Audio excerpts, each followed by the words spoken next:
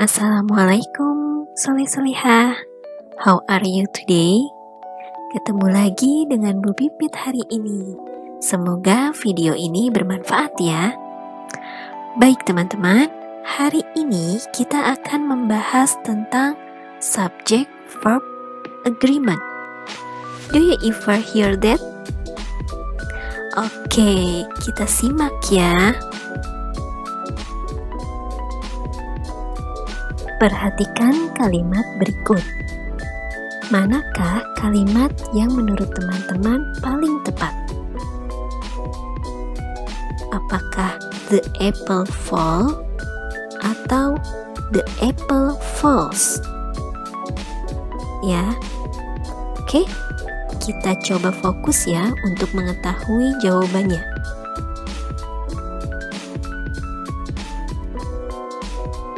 What is subject verb agreement? Apa sih subject verb agreement itu? Ya, untuk subject verb agreement di sini adalah penyesuaian kata kerja atau verb dengan subjek, di mana subjek di sini bisa berupa kata benda atau noun, kata ganti atau pronoun, kata kerja yang diubah menjadi kata benda atau gerund yang berkaitan dengan jumlah dalam sebuah kalimat. Maksudnya apa ya?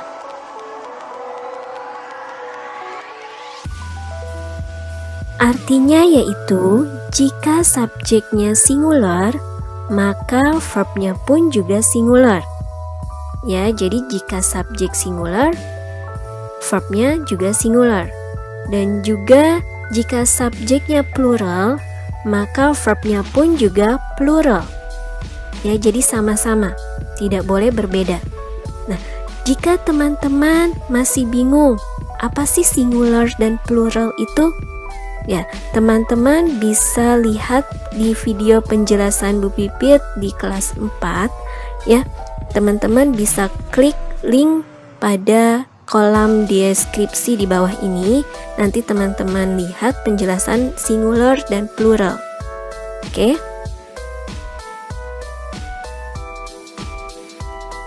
Pertama kita akan bahas tentang singular subject plus singular verb agreement. Ya. Untuk singular artinya just one, single, alone. Nah, just one itu hanya satu. Single itu sendiri, alone itu sendirian. Nah, jadi benda yang jumlahnya hanya satu itu namanya singular. Ya, contohnya car, flower, tree. Ya, ini adalah singular.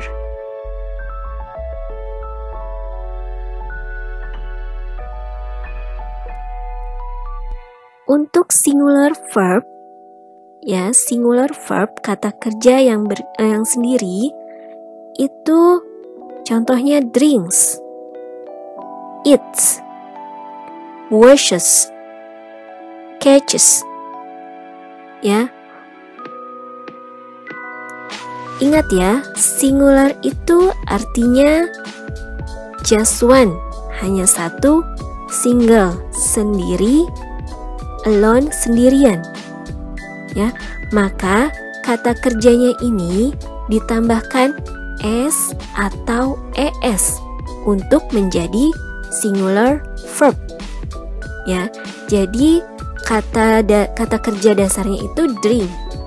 Tapi karena dia singular verb, maka dia menjadi drinks ditambahkan s di belakang. Eat kata kerja dasarnya. Karena singular verb, maka ditambahkan s menjadi eats. Begitu juga dengan catch, wash. Ya, itu ditambahkan es. Kenapa ditambahkan es? Karena catch. Catch itu di akhir katanya itu ada huruf ch. Ya, maka ditambahkan es. Kemudian yang wash juga di akhir katanya itu ada huruf sh. Ya, maka ditambahkan is. Oke.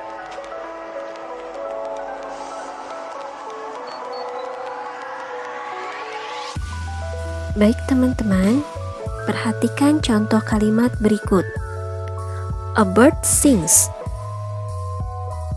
A bird sings. A bird adalah singular subject atau singular noun, di mana a bird atau seekor burung di sini jumlahnya hanya satu, just one. Ya, maka kita memakai singular verbnya, di mana kata kerjanya ini ditambahkan huruf s. Ya, maka jadi a bird sings. Ya, kemudian contoh kalimat lagi, she wishes. She wishes. Ya, she ini merupakan kata ganti orang ketiga perempuan, di mana jumlahnya hanya satu, just one. Berarti dia adalah singular subject atau singular pronoun. Nah, karena singular subject, maka verbnya pun juga harus singular verb. Karena wish di akhir katanya itu ada ish, ya, maka ditambahkan es. Jadi she wishes. Ya, karena kata kerjanya ini semua singular verb, maka ditambahkan s dan es. Jadi dia singular verb. Oke.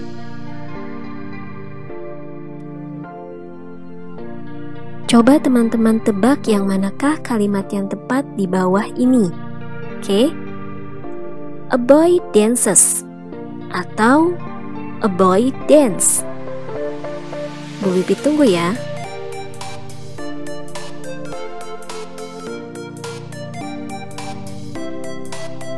Iya, benar sekali. Ya, yang benar adalah a boy dances. Ya, kenapa a boy dances yang benar?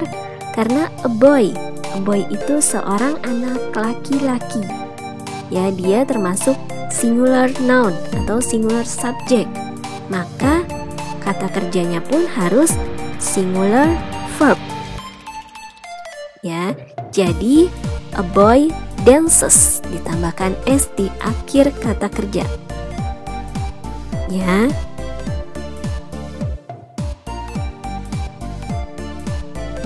Sekarang kita ke pembahasan plural subject plus plural verb agreement. Ya, kalau tadi singular itu just one, hanya satu. Nah, kalau plural itu kebalikan dari singular. Ya, jadi plural itu adalah more than one, lebih dari satu. Not alone, berarti tidak hanya satu, bisa 2, 3, 100, 1000, dan masih banyak lagi. Ya, yang jelas lebih dari satu. Ya, contohnya birds, trees, flowers. Ya, ini adalah contoh plural subject. Ya, kalau untuk plural verb, contohnya eats, yang tadinya di singular eats, maka kalau di plural s-nya itu dihilangkan, jadi eat. Kemudian yang tadi di singular drinks, maka di plural menjadi drink. Ya, ingat, s-nya itu tidak dipakai. Kemudian yang tadinya di singular washes, karena dia subjeknya plural, maka verbnya pun juga harus plural. Jadi wash, is-nya dihilangkan, wash. Ya, yang tadinya washes jadi wash. Kemudian yang tadinya catches, is-nya dihilangkan menjadi catch.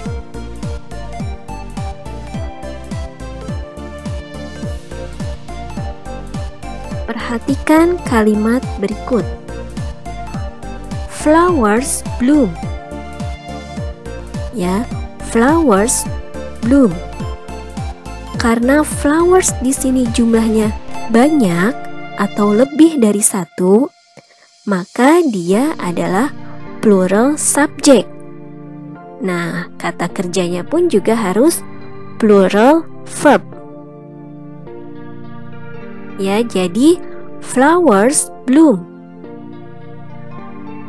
Oke, lanjut. Contohnya, they learn. Ya, they learn.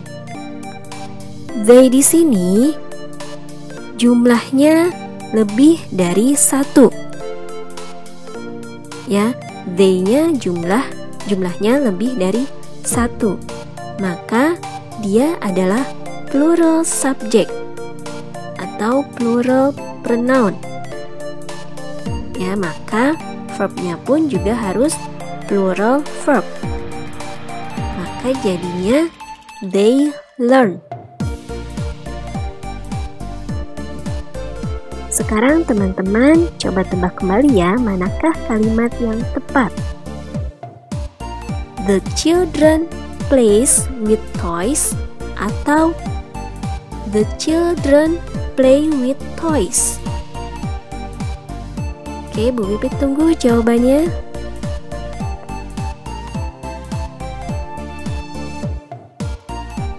Oke, sekarang kita lihat. Yang benar adalah the children play with toys. Children di sini jumlahnya lebih dari satu. Ya, anak-anak jumlahnya lebih dari satu. Maka dia adalah plural subject atau plural pronoun. Ya, maka verbnya itu juga plural verb. Maka kalimatnya yang tepat adalah the children play with toys. Ya, sampai sini paham teman-teman?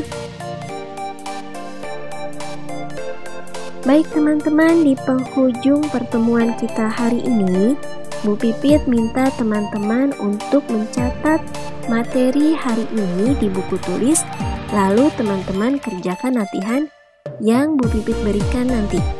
Oke, terima kasih semuanya. Thank you so much.